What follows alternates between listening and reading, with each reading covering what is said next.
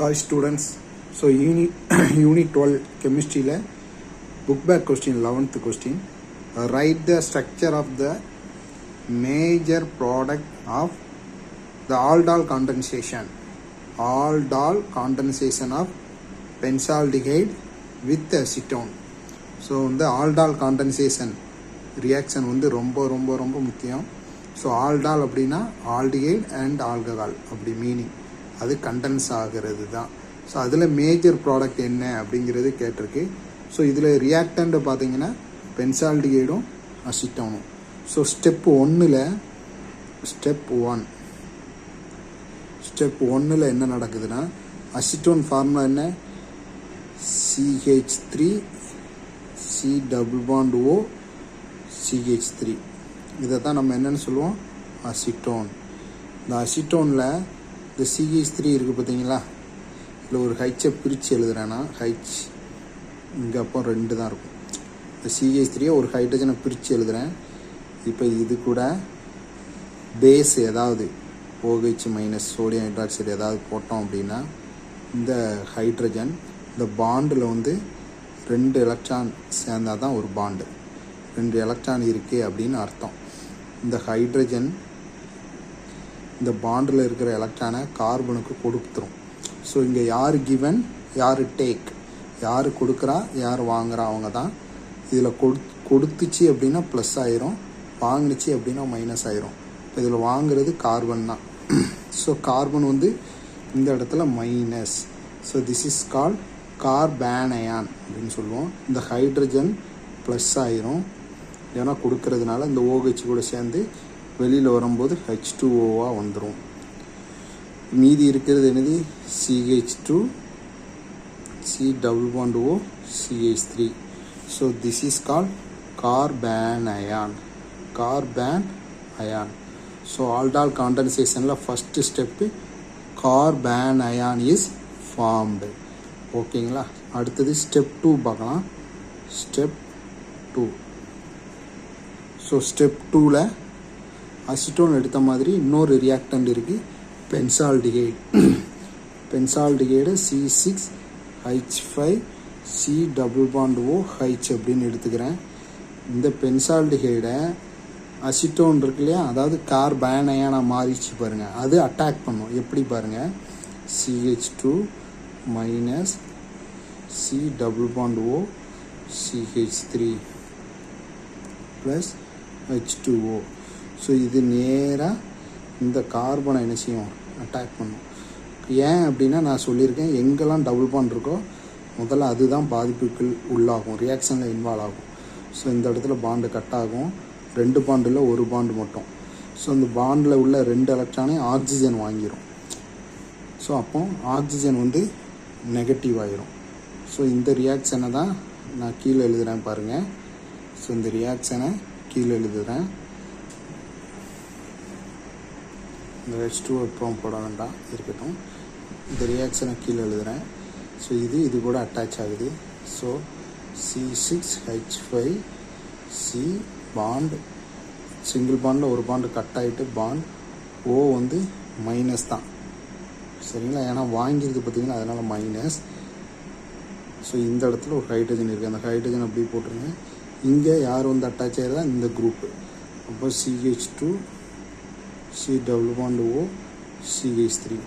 So இது minus, இப்போ இங்கே இது மைனஸ் ஆனால் இது ப்ளஸ்ஸாக இருக்கும். ஸோ ப்ளஸ்ஸு கூட இந்த மைனஸ் சேர்ந்துடும், சரிங்களா, அவ்வளோதான் கான்செப்ட். நெக்ஸ்ட்டு இது ஸ்டெப் 2. இது பேர் ஃபீனைல், இந்த அயானுக்கு பேர் அல்காக்சைடு. அப்போ ஃபீனைல் அல்காக்சைடு அயான்,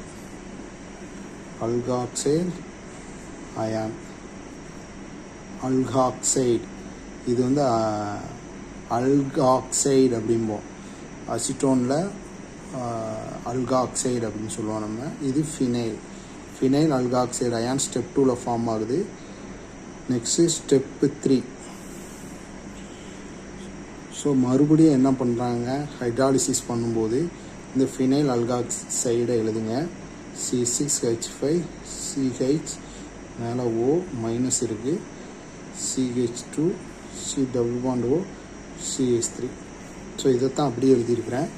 ஸோ இதை ஹைட்ராலிசிஸ் பண்ணும்போது ஹைட்ரஜன் ப்ளஸ் OH இதுதான் வாட்டர் மாலிக்யூல். ஸோ நமக்கு தெரியும் ஹெச் வந்து ப்ளஸ்ஸு, இங்கே என்ன செஞ்சிடும், அட்டாச் ஆயிரும். அப்போ என்ன நடக்கும், C6H5CH.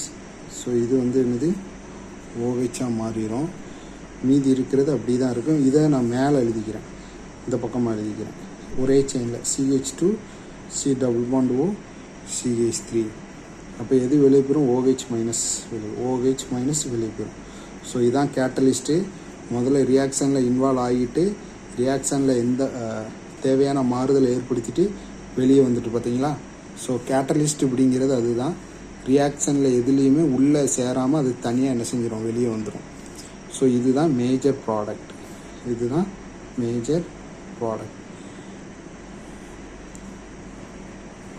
ஸோ ஸ்டெப் 4ல் என்ன நடக்குன்னா, இதை C6H5CH இதைத்தான் எழுதுகிறேன் நான். CH2 C double bond O CH3.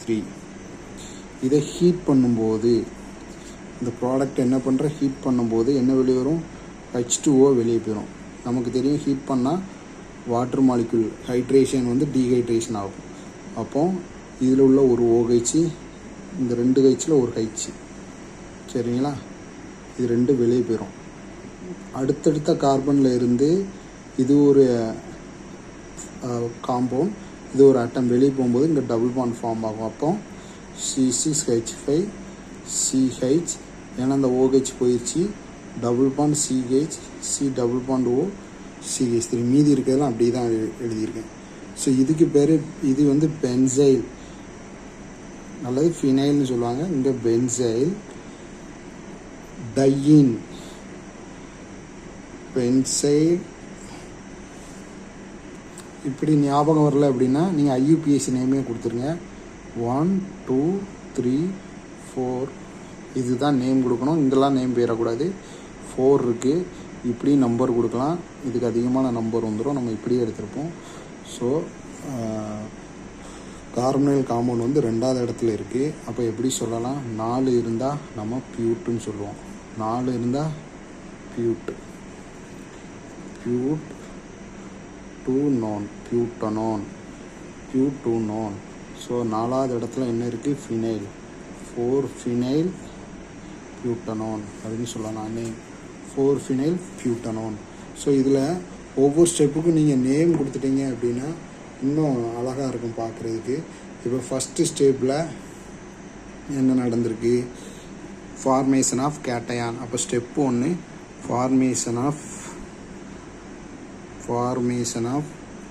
கார்பேனயான். First step formation of carbanion. Second இல்லை அப்படின்னா ரிமூவல் ஆஃப் ஆல்ஃபா